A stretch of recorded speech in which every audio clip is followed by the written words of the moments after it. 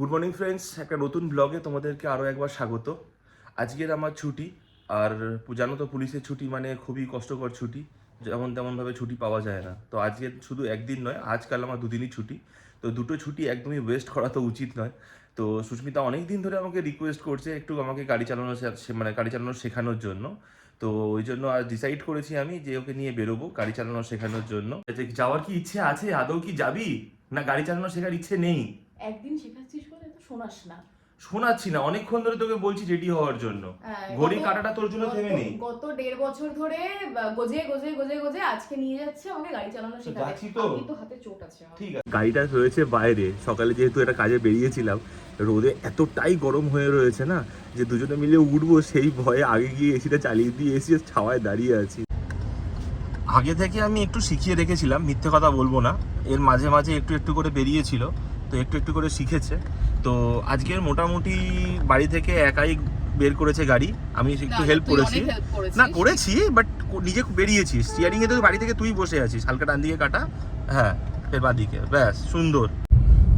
দেখতে দেখতে আমরা উঠে পড়লাম মা ফ্লাইওভারের উপরে। আর আমার ভীষণ ভয় করছে, আর সুস্মিতা ভয় ঠকঠক করে শুধু কাঁপছে আর বলছে ঠকঠক করে কাঁপছি না, মানে আমার ওই একটাই ভয় যে কাউকে না উড়িয়ে শোন না রে, একটু স্টিয়ারিংটা ধর না রে, আমার খুব ভয় করছে রে। আরে পাশ থেকে বাঁদিক থেকে বাইকগুলো এমন ভাবে যায় না, এর কথাই বলছে। দেখো এই যে বাইকটা একটু ঝড়ের মতন বেরোলো, এই আরেকটা বাইক ঝড়ের মতন এদের বেরোলো। জীবনে মায়াটা বড় কম। তো 1 বছর হয়েছে অলরেডি আমাদের বিয়ে হয়েছে। তো এবার আমিও ভেবে মানে যেটা আমি ভাবলাম সেটা হচ্ছে সুস্মিতাকেও গাড়ি চালানো শিখিয়ে দেবো। তাহলে কি হবে, যেন কোনো সময় কোনো সুবিধা অসুবিধা হলো দুজন বাড়িতে সবসময় স্ট্যান্ড বাই থাকলো, কোনো বিপদ আপদ বা কোনো যা কিছু হোক। আর একটা জিনিস সবসময় কি, আমার নিজেরও গাড়ি চালাতে ভালো লাগে না, আমারও একটু মনে হয় একটু চিল মেরে একটু পিছনে রিল্যাক্স হয়ে একটু আরাম করে বসবো, কেউ পাশে একজন থাকলো গাড়িটা চালালো। তো সেই জন্য একজন শিখে রাখাটা খুব প্রয়োজন।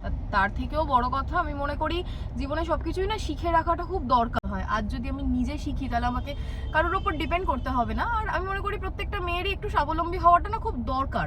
অ্যাজ আ হাজব্যান্ড ও যেরকম ও আমাকে যেভাবে সাপোর্ট করে, আমার মনে হয় প্রত্যেকটা ছেলেকেই উচিত যে তার গার্লফ্রেন্ড হোক, তার মা হোক, তার বউ হোক, মানে তাকে সেইভাবেই সাপোর্ট করাটা খুব বেশি উচিত। তোর প্রশংসা শুনে দেখ আমার গালগুলো কেমন ব্লাশ করছে। একদমই ব্লাশ করছে না, ট্যান হয়ে গেছে।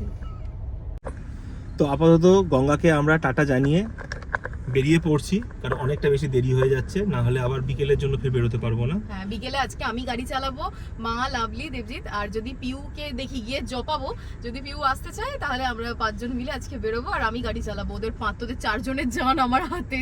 আমাকে রেসপেক্ট দিয়ে কথা বল। এখন থেকে যদি ভয় দেখাস তাহলে যাবো না। চলে এসেছি এখন সিমলা বিরিয়ানির কাছে। এই যে জুস কর্নারটা আছে না, এখান থেকে তোমরা এবার ট্রাই করতে পারো। আমরা দেবজিতের এটা ভীষণ ফেভারিট একটা জায়গা।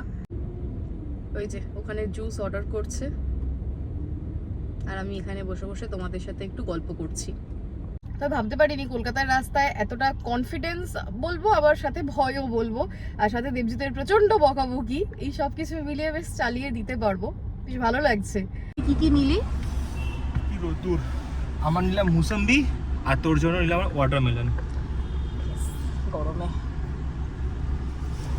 যা গরম বাইরে, আমি তো নিতে গিয়ে চিয়ার্স, থ্যাংক ইউ। জুস খাওয়া তো কমপ্লিট হয়ে গেল, এবার বাড়ি যাব, কারণ তোপসে মাছের ফ্রাই আমার জন্য ওয়েট করছে। তো তোপসে মাছের ফ্রাইয়ের জন্য তাড়াতাড়ি যাওয়া দরকার আছে। ঠিক আছে, আমি তাড়াতাড়ি উড়িয়ে দেবো, তারপর যেখানে যা মারবো। প্লিজ, আমার গাড়িটা বেশি ইম্পর্টেন্ট তোপসে মাছের ফ্রাইয়ের থেকে। হ্যাঁ, এইটাই হচ্ছে মেন কথা। অবশেষে বাড়ি এসে পৌঁছালাম অনেক কষ্টে, গলি দিয়ে গাড়ি ঢুকিয়ে গাড়ি পার্কিং করে সমস্ত কমপ্লিট করে একবারে বাড়ির সামনে চলে এসেছি। এইবার গিয়ে দুটো তোপসে মাছের ফ্রাই দিয়ে গরম গরম ডাল দিয়ে দুটো ভাত খাবো। আমি কাউকে মারিনি এখনো পর্যন্ত, কোনো রকম কোনো ড্যামেজ নেই, সবকিছু ওকে। তো ভালো স্টুডেন্ট।